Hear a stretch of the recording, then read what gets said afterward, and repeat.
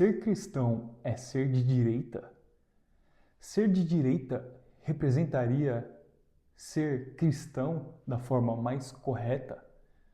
Os partidos de direita são supostamente aqueles que seguem corretamente os ensinamentos de Cristo? Muita gente pode achar que sim, mas nesse vídeo aqui, meu cara, eu te contarei que não. Infelizmente, criou-se no imaginário popular uma falsa percepção, uma falsa tradição política e social que não tem fundo de verdade. É tudo falso, artificial, não leva a pessoa ao evangelho, não leva a sociedade aos ensinamentos de Cristo, não leva a doutrina social da igreja, não leva a sociedade e a nação em direção ao reinado social de Nosso Senhor.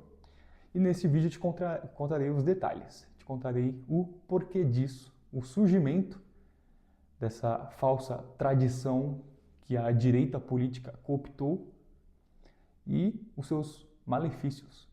Então fique comigo até o final desse vídeo, já deixa o like, se inscreva no canal caso você queira e eu vejo você depois da vinheta.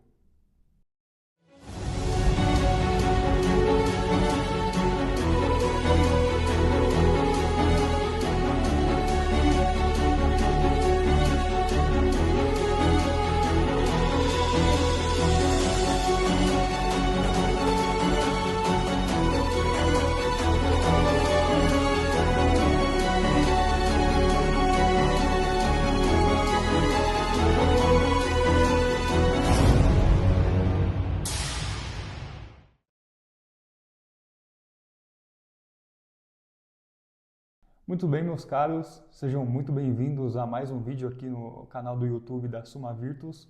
Meu nome é Rony Toledo e nesse vídeo eu quero basicamente dar continuidade ao que eu venho abordando com vocês em relação à atuação do movimento revolucionário, principalmente na esfera pública, né? Eu comentei nos vídeos passados sobre a Revolução Francesa e sobre o surgimento dos termos esquerda e direita, né? Comentei que surgiu nas Assembleias Gerais da Revolução Francesa e que ambos são duas faces da mesma moeda, pois tanto a esquerda quanto a direita caminham dentro dos parâmetros revolucionários. São duas ideologias dentro do movimento revolucionário. Então, caso você queira entender isso em detalhes, vá ao vídeo anterior, onde eu trato desse assunto, e eu comentei também que eu não sou nem de esquerda e nem de direita, eu sou católico. O pensamento católico, ele se contrapõe a estes pensamentos revolucionários modernos que, infelizmente, foram cooptados pela política pública de praticamente todas as nações depois da Revolução Francesa. Então, nesses últimos vídeos eu venho comentando que houve uma ruptura na sociedade após a Revolução Francesa, até antes com os ideais iluministas, né? Comentei também em vídeos passados sobre o humanismo, o cientificismo, enfim, os ideais revolucionários que surgiram pré-Revolução Francesa, moldaram a Revolução Francesa e moldaram tudo que o ser humano conseguia compreender posteriormente sobre a política pública, sobre a atuação do Estado, enfim, muita coisa mudou. Houve uma ruptura. Então, nos vídeos anteriores e nos meus textos, lá no site da Summa Virtus, você pode compreender todos esses assuntos em detalhes, pois muitos dos meus artigos, eles estão abertos, tá bom? Não precisa ser assinante, não precisa ter um plano de assinatura, não precisa pagar nada para ler a maioria desses textos e lá as informações estão muito mais ricas.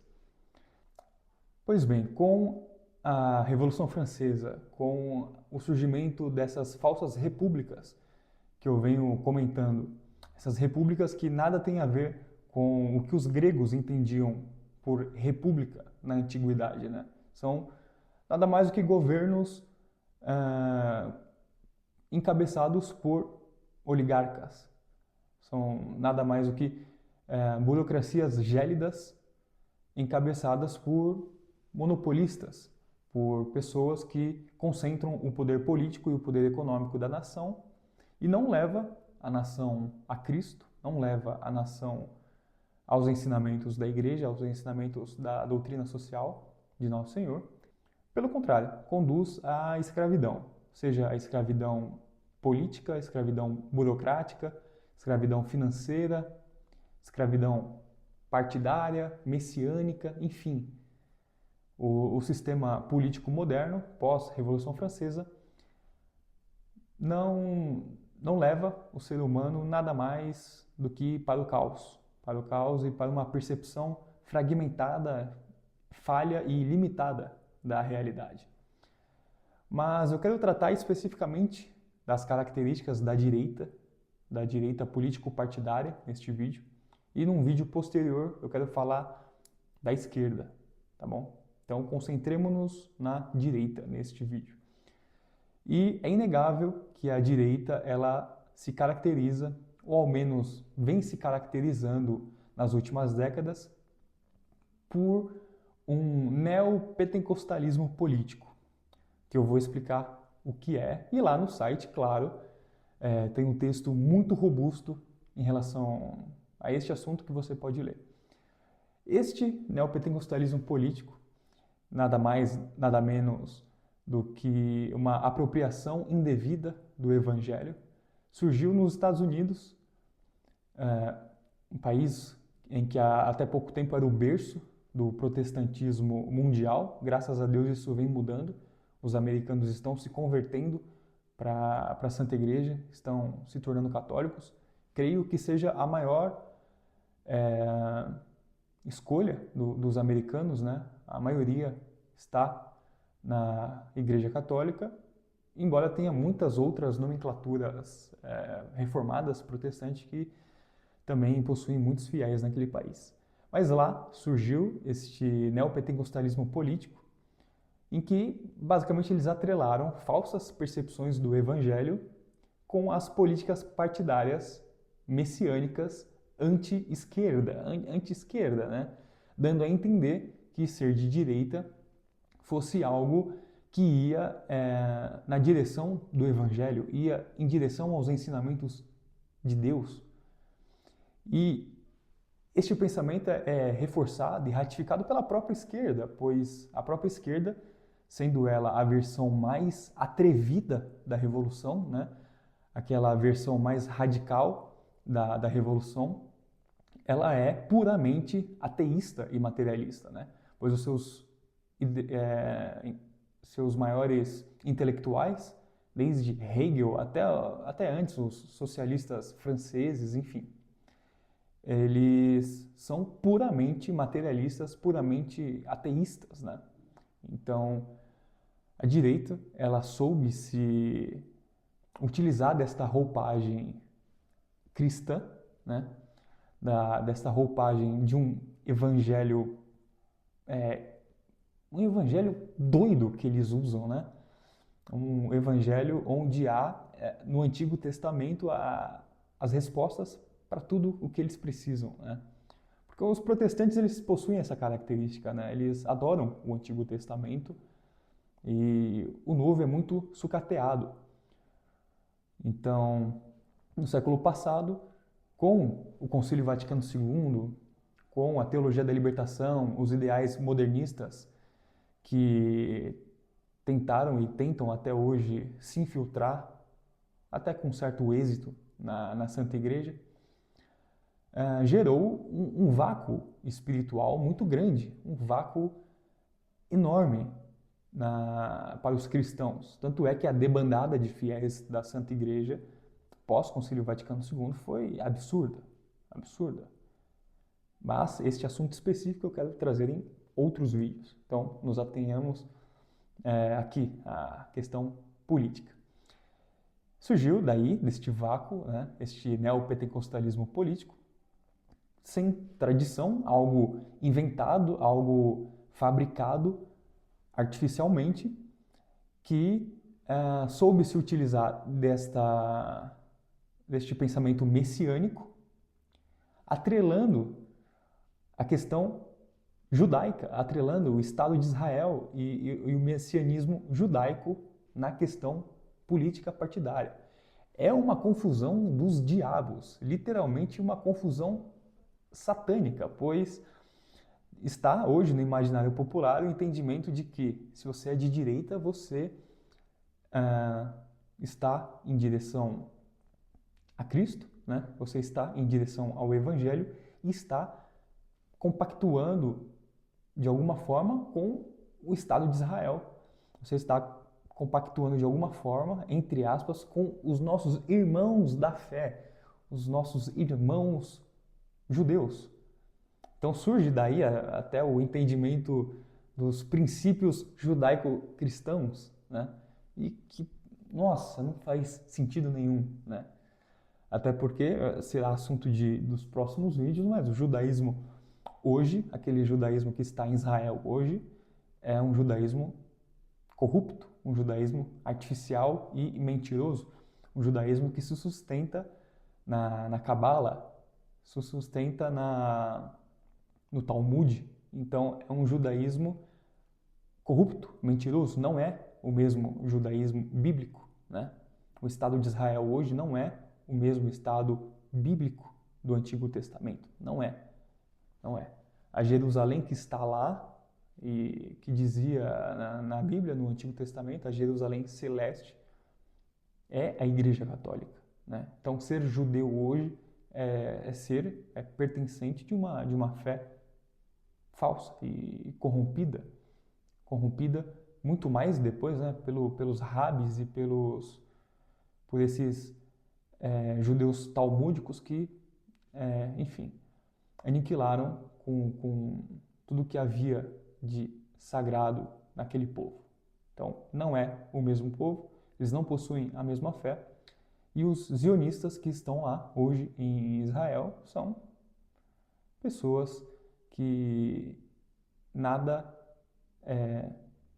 seguem de fato do judaísmo, muito menos compactuam com algum ensinamento de Cristo. Então, este termo judaico-cristão é ridículo, não faz sentido nenhum.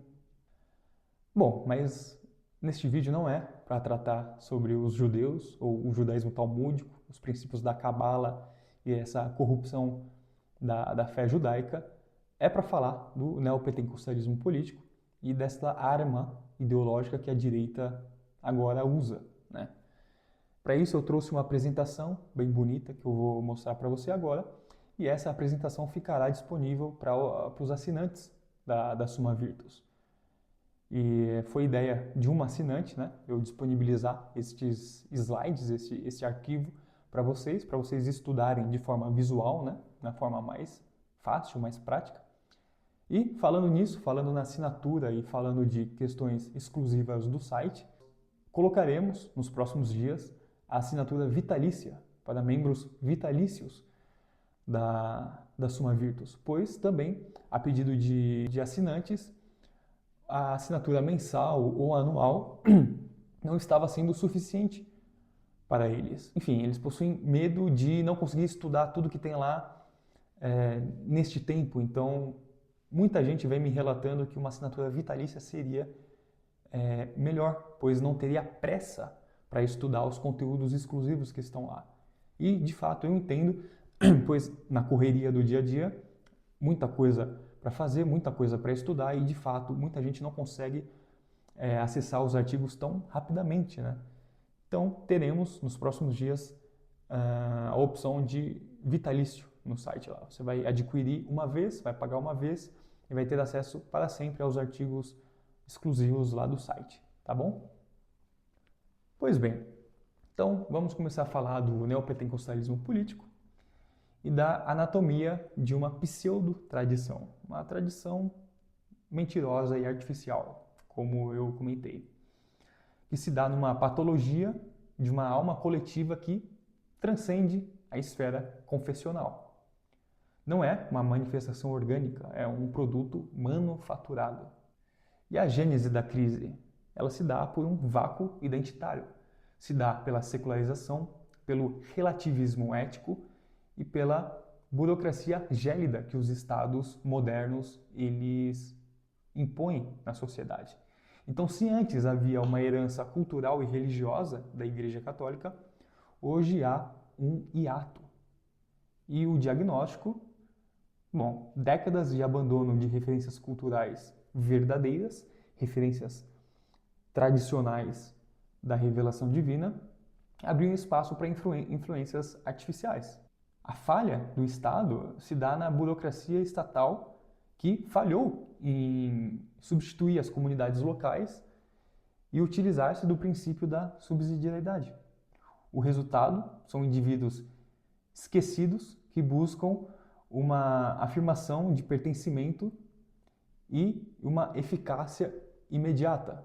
Os revolucionários, os direitistas, né, propriamente, vão se aproveitar deste hiato espiritual que infelizmente se abriu com o Concílio Vaticano II e com a secularização do Estado moderno. Então, de um lado, há o esvaziamento da fé e, de outro, o engrandecimento da burocracia estatal e governamental nessa nova concepção de governo ateísta, né, laico, um governo que não se importa com a fé, não se importa com os valores de Cristo. Como eu disse, é um produto manufaturado. Há uma estratégia partidária pragmática, com foco em poder temporal, foco em eleição, e, de outro lado, um messianismo religioso exógeno, um foco artificial importado dos Estados Unidos. Então, se juntar este messianismo com esta estratégia pragmática eleitoral, há este messianismo, este neopentecostalismo político. Se originou, como eu disse, nos Estados Unidos, possui uma pseudo-tradição, cujo objetivo é preencher essa lacuna existencial com essa identidade binária para servir interesses políticos e econômicos. Então, a direita ela não serve a Deus e não serve para que o povo use, né, ou tenha as ferramentas para possuir uma vida que vá a favor da doutrina social e que isso aumente sua virtude ou coisa do tipo. Não. A direita se utiliza deste messianismo para fins eleitorais. Então, pouco importa os princípios, pouco importa, de fato, a verdade revelada, pois ela vira nada mais do que um self-service eleitoral, né? Você pega aquilo que lhe convém, pega mais aquilo, pega alguns ensinamentos bíblicos e transforma isso num ideal, numa ideologia mentirosa em prol de cargo, em prol de eleição. Então existe uma teologia da prosperidade, uma teologia do domínio, em que eles se utilizam de um conforto espiritual e material do indivíduo. Então, os eleitores são transformados em candidatos baseados em visões rígidas e quase literais das escrituras antigas. Os protestantes gostam muito de fazer isso, né? Pegar alguma fala ou alguma passagem do Antigo Testamento e usá-la a ferro e fogo de forma quase literal, né? Enfim, eles não possuem a tradição apostólica, eles não possuem o que vem a ser uma interpretação fiel daquela passagem, daquela escritura, né? Então tudo vira subjetivo e bem essa galera aí querer se utilizar do evangelho desta forma. Então há essa teologia da prosperidade, onde votar no candidato de direita vai trazer prosperidade material para o povo, né? E também a narrativa usada em quase todos os países do mundo, todos os países do Ocidente, nos Estados Unidos, na Europa, na América Latina, que é a salvação da nação, né? Então, votar no candidato de direita é salvar a nação. Então, você precisa votar no candidato porque ele representa os princípios de Cristo. Os princípios judaico-cristãos, como eles mesmos gostam de falar, né? Seja lá o que isso queira dizer, né? Mas você precisa votar no candidato conservador, né? Candidato da direita, porque é ele que vai libertar a nação. Ele é o Messias. Ele vai libertar das garras do tirano, das garras do ditador, das garras da esquerda, né? Claro, fica fácil do direitista usar estes argumentos, porque de fato a esquerda é muito destrutiva, ela é muito maligna, ela é muito perversa, ela é satânica mesmo. Então, a direita usar destas falas messiânicas, dessas falas espirituais de libertação, vamos libertar a nação, convém muito, né? É muito conveniente, porque de um lado os esquerdistas tacam a zorra, fazem o caos completo, um caos satânico, e os direitistas usam esta falsa percepção, este falso evangelho como um contraponto muito forte, e muita gente cai nisso. Muita gente, de fato, acredita que votar na direita é votar no candidato que vai libertar, é votar no candidato que possui a moral ilibada, é votar no candidato que respeita Cristo e vai guiar a nação com o evangelho embaixo do braço, né? Mas não vai. Primeiro porque o Estado ele é secularizado, ele é laico, ele é rígido, ele é burocrático. Então qualquer aproximação verdadeira, por exemplo, com a Santa Igreja, ainda é limitado. Ainda seria limitado. E essa gente não quer isso. De fato, nenhum candidato de direita, nenhum candidato conservador, ele gostaria de se submeter ou de seguir a doutrina social da Igreja, seguir o que a Santa Igreja sugere nas questões econômicas, sociais. A direita ela quer esta libertação, ela quer essa libertação econômica, material, enfim. E existe esse simulacro de sacralidade, este judaísmo cosmético, né? E a blindagem estética ela serve como um amuleto geopolítico. O Novo Testamento ele é eclipsado por uma leitura áspera do Antigo. Corrompe tanto a essência do Antigo quanto a integridade da revelação cristã. E o objetivo é fornecer uma aparência de autoridade a uma teologia que nasceu ontem, a uma teologia artificial. A falácia da civilização judaico-cristã, como eu venho comentando nesse vídeo, é um slogan de exclusão política. O significado teológico original é esvaziado de sentido, mascarado pela ausência da tradição apostólica que a Santa Igreja possui, e não significa basicamente nada, pois o judaísmo talmúdico que lá está, hoje no Estado de Israel, é algo absolutamente anticristão. Então, a fusão dessas visões distintas, sem o crivo de uma doutrina verdadeira, gera um monstro ideológico.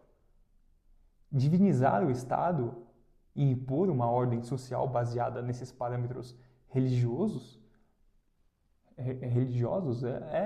de fato, falho, corrupto, é burro. Porque tudo isso é um engodo. Há um engodo ideológico que se passa por espiritual.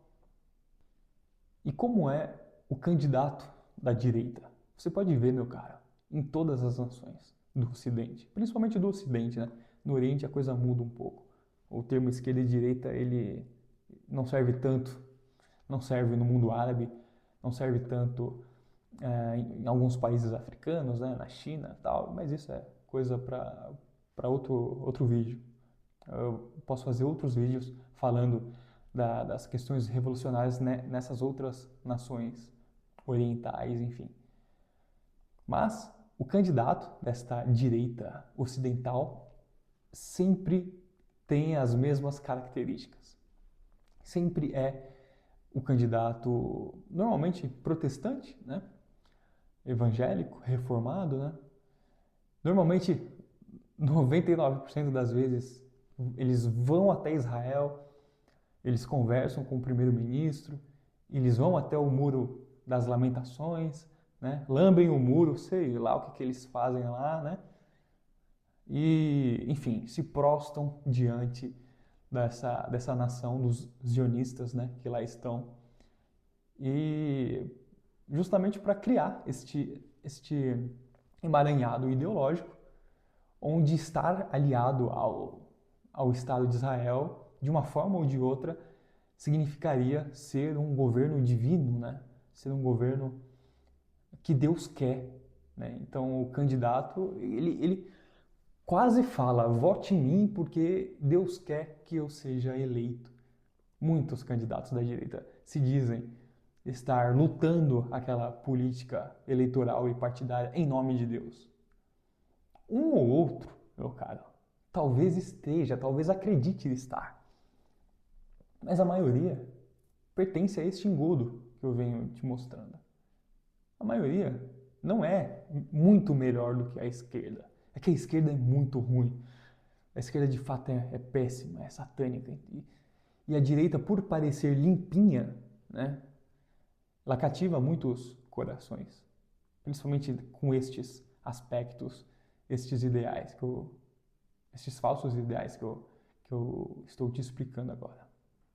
Então o candidato ele é ungido por Deus, é um líder temporal elevado a um status divino.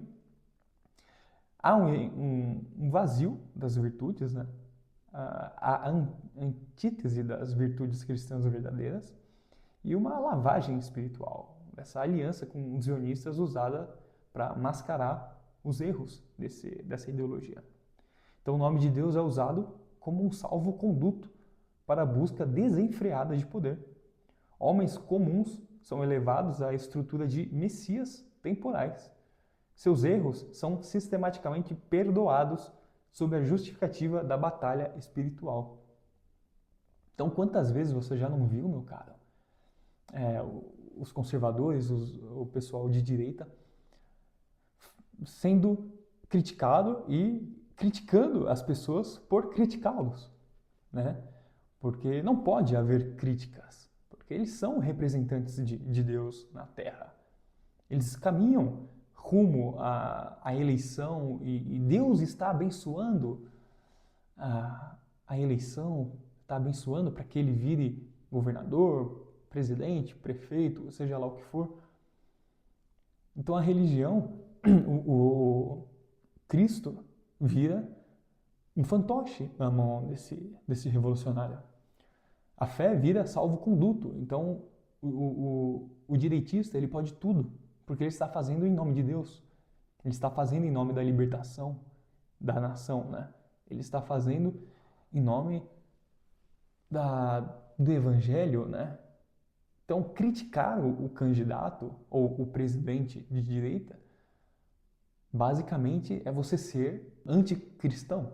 É isso que eles pensam, é isso que eles querem pregar. Ir contra o candidato é ir contra Cristo, no final das contas. Olha só como isso é maléfico, como isso é satânico. E a maioria dos candidatos de direita, pelo menos os mais altos, né, os mais influentes no mundo, eles usam disso. Mas, na verdade, eles não são cristãos, não pertencem à tradição verdadeira da fé cristã, que só a Igreja Católica sustenta. São pessoas apartadas da fé, né? Infelizmente. E muitos deles ainda comem na mão dos judeus. Comem na mão dos sionistas, comem na mão dos judeus talmúdicos. De fato, é uma loucura. É uma loucura. E os judeus, claro, eles não são burros, eles percebem essa artimanha dos direitistas. Então, eles acham lindo. Acham lindo. Porque a percepção pública começa a olhar para esses judeus como algo positivo, quando, na verdade, eles se abraçam tanto com os direitistas quanto com os esquerdistas, né? Então, para os judeus talmúdicos, a revolução ela não só precisa continuar, como ela é financiada, né? Os judeus talmúdicos, os zionistas, eles não só apoiam, como eles financiam propriamente tanto direitistas quanto esquerdistas pelo mundo inteiro. Então há uma armadilha psicológica, né? O político ele é declarado um instrumento do alto, toda crítica torna-se rebelião contra Deus, há a eliminação de um diálogo legítimo e uma obediência cega e sistemática que não pode levantar as falhas deste político. Então existe este espelho messiânico, tanto na direita quanto na esquerda. A esquerda, ela cultiva a personalidade, a sacralização das causas ideológicas e os líderes são guias infalíveis. A direita usa da retórica bíblica, do fanatismo e deste neopentecostalismo, o que gera, tanto da esquerda quanto da direita, este egocentrismo messiânico, o poder como única religião verdadeira. Então, se a direita ela sacraliza o candidato em nome desta falsa teologia, a esquerda faz quase a mesma coisa de forma simbólica para as ideologias que ela sustenta. Então há a divinização também do líder revolucionário esquerdista.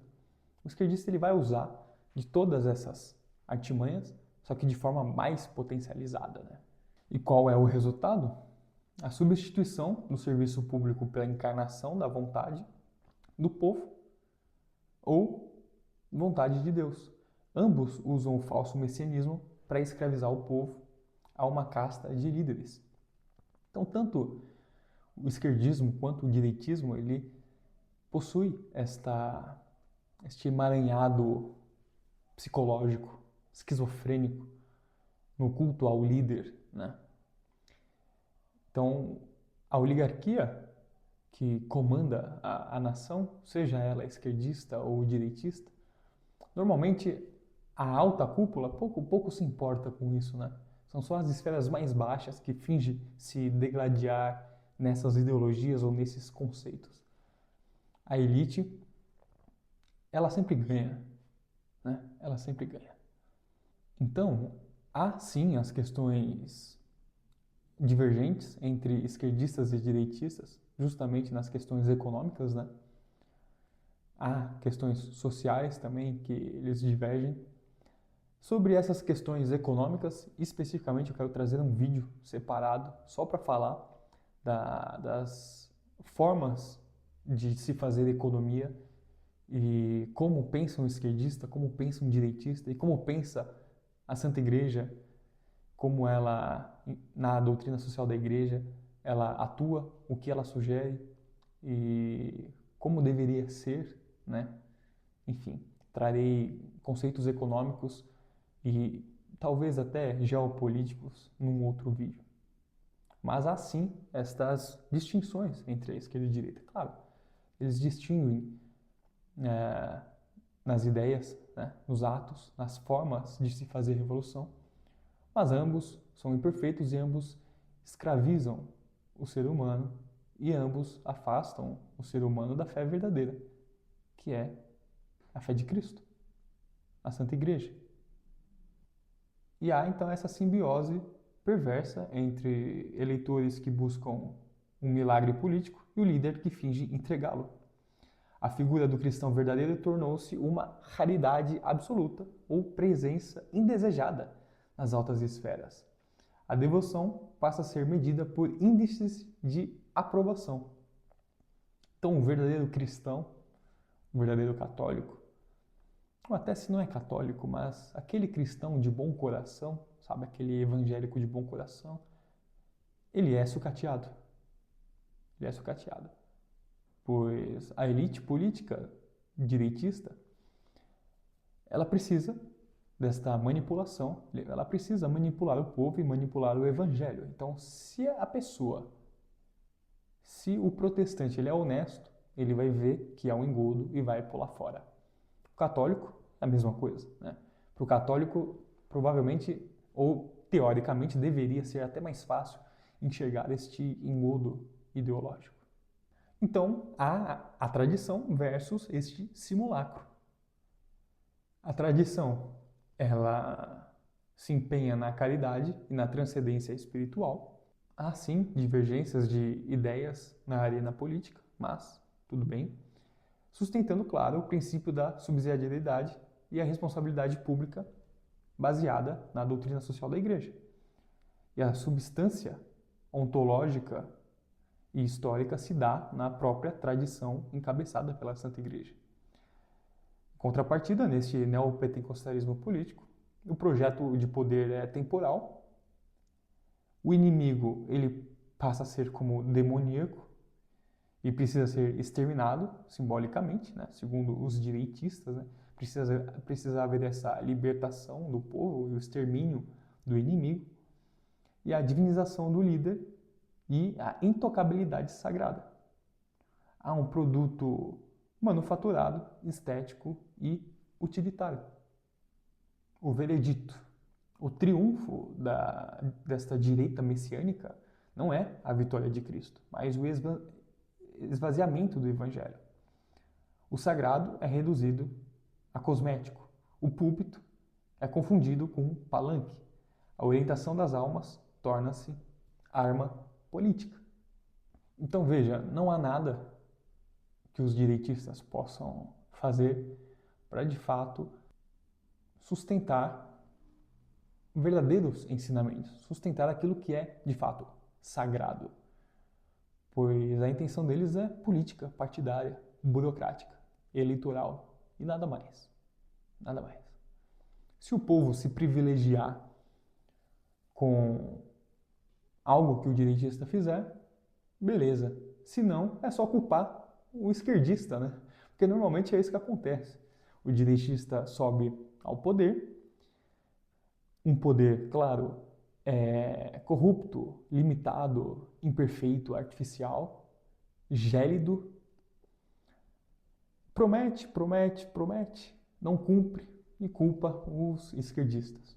Os esquerdistas, por sua vez, fazem a mesma coisa, de forma até mais radical, mais sanguinária, buscam a revolução de forma mais abrupta, usam das suas ideologias, seja LGBT, aborto, feminismo, ecossocialismo, etc., para fragmentar a sociedade, e surge o direitista novamente para tentar consertar a sociedade, tentar trazer a nação de volta para os trilhos, para salvar a nação dos esquerdistas satânicos, e vira um ciclo sem fim.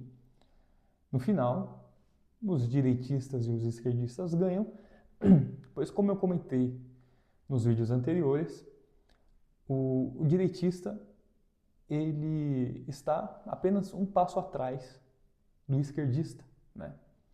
A esquerda ela está na vanguarda, né?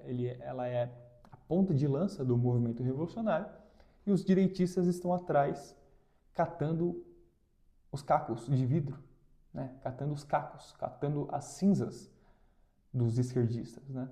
Os esquerdistas destroem, os direitistas tentam consertar, só que consertar de forma imperfeita, né? Então, o direitista ele faz parte do movimento revolucionário, ele vai contra os ensinamentos de Cristo, os ensinamentos da Santa Igreja, e ele apenas tenta dar um molde visualmente bonito e tenta dar forma ao que o esquerdista deixou, né? É um ciclo sem fim, que não conduz a Deus, malemar ajuda o povo e, de fato, qualquer pessoa que vise ou entenda a política partidária como o fim último do ser humano, infelizmente, meu caro, eu te digo que você está perdendo a sua vida, pois essas ideologias não querem o seu bem, pouco importa. Os políticos pouco se importam com a massa, né? Eles se importam com a própria ideologia, né? Com as próprias narrativas. Então, tudo o que acontecer poderá ser usado por bem ou por mal pelos esquerdistas e pelos direitistas para que suas ideologias continuem vivas, né? Para que eles continuem tendo voto, para que eles continuem no controle da máquina pública, para que eles continuem se enriquecendo, que continuem tendo poder, né? Pois ninguém ali de fato crê no Evangelho, né? A retomada da tradição verdadeira, ela é a única resistência. Aquela que não deixa sequestrar por agendas partidárias, nem por messianismos de ocasião, mas que permanece firme na verdade que atravessa séculos. Então, meu caro, é só na tradição, é só na Santa Igreja, é só nos ensinamentos que apenas a Santa Igreja sustenta, que é o que pode te dar uma vida com sentido, é o que pode de fato te levar para o céu, ou até é o que pode te fazer compreender a realidade da forma como se deve, né? É a única que pode estimular virtudes, é a única que te leva a Cristo, a única que te dá as ferramentas para que se construa aqui na terra um reinado que agrada a Cristo. Então, é com a doutrina social da igreja que chegamos no reinado social de nosso Senhor. É com a doutrina social da igreja que políticos, homens e mulheres da vida pública, se utilizam para converter as almas e para, com essas políticas públicas voltadas a Cristo de fato, consiga bons frutos sociais neste mundo, mas também levar os seus próprios cidadãos ao céu. Um bom político, ele deve ter a doutrina social da igreja em mente. Ele deve ter o desejo de fazer com que Cristo reine nas nações. Um bom político, ele não tem que aceitar a laicidade do Estado. Ele precisa que o Estado se ajoelhe a Deus, se ajoelhe a Cristo, se ajoelhe aos ensinamentos da Santa Igreja e à Santa Igreja em si. É necessário que o governante, ele proste a nação para os ensinamentos de Cristo. Porque sem isso, o governante, ele apenas usará da máquina burocrática, apenas usará do governo, da nação, né? da máquina gélida, da estrutura pública, da burocracia. Pouco vai fazer pela alma humana, pouco vai fazer pelo bem do povo. O povo vai se manter escravo, seja escravo do Estado, seja escravo do livre mercado, de um mercado escravizador mesmo, sabe? Um mercado viciado, um mercado que não é livre por si só, não é livre nas virtudes, mas livre na ignorância. Ele é livre no monopólio, né? Ele é algo que de fato possui uma liberdade, filosoficamente falando, corrupta, né? Então só é livre de fato se estimula as virtudes, se existe o princípio da subsidiariedade e se estes ensinamentos caminham de mãos dadas com a doutrina social da igreja. Enfim, caso você queira saber mais sobre esse assunto, tem artigos meus lá no site da Summa Virtus. Você pode entender tudo isso que eu falei nesse vídeo, tudo que eu venho falando nos vídeos anteriores. E se você não deixou o like, não se inscreveu no canal, eu peço para que faça isso agora, porque isso nos ajuda e vai nos ajudar nas próximas semanas para que eu consiga trazer professores, trazer intelectuais, para que possamos fazer vídeos em conjunto, fazer lives, enfim, para que outras pessoas venham e produzam conteúdo para vocês aqui na Summa Virtus. Não só aqui, mas no site também, né? Então a sua assinatura lá no site também é muito importante. Você pode liberar os artigos exclusivos, né? Como eu disse, terá a opção vitalícia em breve. Nos próximos dias colocarei a opção vitalícia. Tem a mensal e a anual, né? E você, financiando este projeto, você nos ajuda a melhorar os nossos equipamentos, melhorar a velocidade com que postamos artigos, melhorar os conteúdos para que sejam cada vez mais robustos, né? para que te ajude cada vez mais e para que outros professores, outros intelectuais, para que uma boa galera venha escrever junto comigo, que venha produzir conteúdo e tratar de assuntos que infelizmente são pouquíssimo tratados nos ambientes intelectuais, nos ambientes de internet, né? Enfim, eu quero trazer uma gama de assuntos que infelizmente demandam tempo, demandam traduções, demanda muita coisa e você, ao meu lado, com certeza a gente pode fazer isso. A gente pode resgatar uma intelectualidade verdadeira, uma intelectualidade que não se agrada apenas com chavões e clichês, mas com uma verdade de fato, uma verdade estudada, um debate dialético verdadeiro e que se inspira em bons intelectuais, né? Então eu peço que fique comigo aqui na Suma Virtus, se inscreva e ative o sininho e vá até o site. Você pode fazer inclusive a assinatura gratuita, né? A partir do momento que você colocar o e-mail lá no site, você já vai começar a receber os nossos conteúdos, mas clicando no botão dourado no canto superior do site, você poderá adquirir um plano de assinatura e, além de não perder nenhum conteúdo, nos ajudar, tá bom? Então eu vejo você no próximo vídeo, espero que tenha entendido. Qualquer dúvida que você tiver, me mande mensagem, me mande lá no Instagram ou comente aí embaixo na área de comentário. Eu vejo você no próximo vídeo.